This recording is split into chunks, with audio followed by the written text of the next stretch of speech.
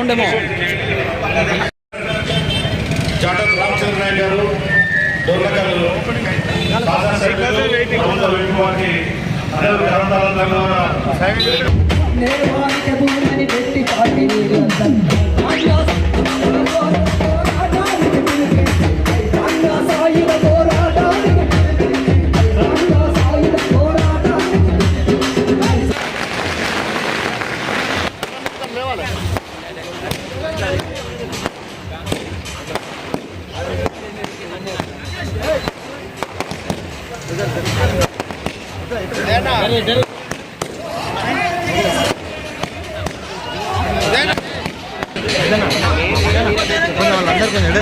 టోపీ టోపీ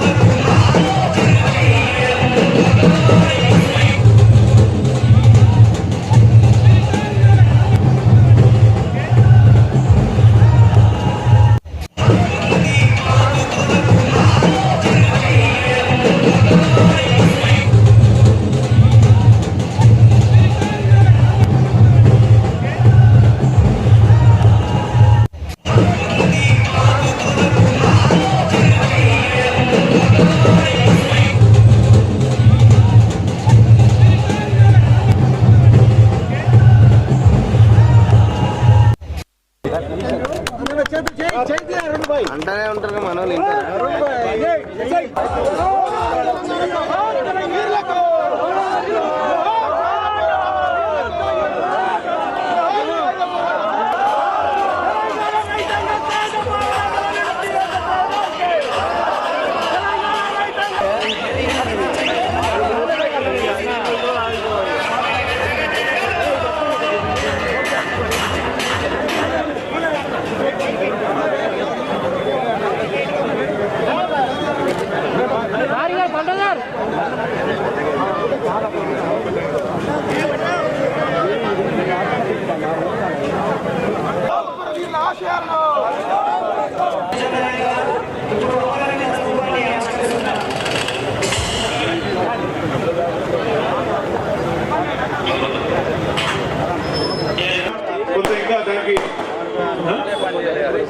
పోరాటాన్ని సెప్టెంబర్ 17గా అధికారికంగా గుర్తించాలని తర్వాత పోరాటానికి సింబల్ గా సెప్టెంబర్ 17 దీన్ని ఆవిష్కరించడానికి మహబూబాబాద్ మొదటి ఎమ్మెల్యే అలాగే ఆనాటి స్వాతంత్ర సమరయోధులు అలాగే అజ్ఞాతవాసం గడిపి అనేక మంది జైలుకి వెళ్ళినా ఆయన పైన కాల్పులు జరిగినా ఆయన సహచరులు చనిపోయినా ఆయన ఒంట్లో 2 బుల్లెట్లు దిగినా సరే దీక్ష వదలకుండా మళ్ళా అడవిలోకి వెళ్ళి ఆ విధంగా త్యాగం చేసిన సత్యనారాయణ గారి పేరుతో విగ్రహ ఆవిష్కరణ చేసుకోవడం చాలా సంతోషంగా ఉంది.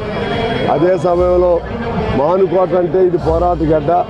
ఈ గడ్డ మీద పోరాటాలని గుర్తించి గౌరవించే విధంగా ఆనాటి సాయుధ పోరాట స్తూపం కూడా ఇవాళ ఏర్పాటు చేసుకోవడం చాలా సంతోషంగా ఉంది.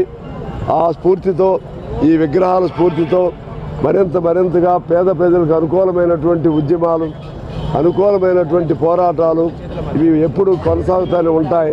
ప్రభుత్వాలని ఆ పోరాటాల ద్వారా మేలుకొల్పి తద్వారా పేద వర్గాలకు మేలు జరిగే విధంగా చేసే విధంగా తీగల సత్యనారాయణ గారి స్మారక స్తూపం కానీ లేకపోతే అమరవీరుల స్మారక స్తూపం కానీ ఆ స్ఫూర్తిని ఇస్తూ ఉంటాయని చెప్పి ఆశిస్తూ అమరవీరులందరికీ జోహార్లు పలుకుతా ఉన్నాం. ఈరోజు తీగల సత్యనారాయణ గారు మహబూబాబాద్ అసెంబ్లీ మొట్టమొదటి శాసనసభ్యులు, అదేవిధంగా స్వాతంత్ర పోరాట యోధులు. మరి వారి విగ్రహావిష్కరణకు పెద్దలు కూనంనేని సాంబశివరావు గారు, పెద్దలు బలరాం నాయక్ గారు, మురళీ నాయక్ గారు, అదేవిధంగా చాడా వెంకటరెడ్డి గారు అందరం ఈరోజు సమిష్టిగా మరి తీగల సత్యనారాయణ గారి విగ్రహావిష్కరణతో పాటు మరి అమరవీరుల స్తూపం కూడా మరి ఈరోజు ఆవిష్కరించుకోవడం జరిగింది. ముఖ్యంగా మరి స్వాతంత్ర సమర యోధుల జ్ఞాపకార్థం, అదేవిధంగా మొదటి శాసనసభ్యుల మరి జ్ఞాపకార్థం ఇక్కడ మాజీ చైర్మన్ ఇప్పుడు పాల్వాయి రామ్మోహన్ రెడ్డి గారి సహకారంతో మరి మహబూబాబాద్ నడిబొడ్డున మరి అమరవీరులను తలుచుకునే విధంగా మరి సెంటర్లో అటు సిపిఐ కాంగ్రెస్ పార్టీ అధికారంలో మరి ఈ స్తూపాన్ని నిలబెట్టుకోవడం ఇది ఒక మంచి శుభకార్యం అని చెప్పి తెలియజేస్తా ఉన్నా. పేద ప్రజల పక్షాన నిలబడే ఎర్ర జెండా, మరి ఆ ఎర్ర జెండాను సహకరించే కాంగ్రెస్ పార్టీ ప్రభుత్వం ఈ రెండు మున్ముందు కూడా మరి సమన్వయంతో సైక్యతతో ముందుకు సాగుతాయని చెప్పి తెలియజేస్తూ ఆశిస్తూ ముగిస్తూ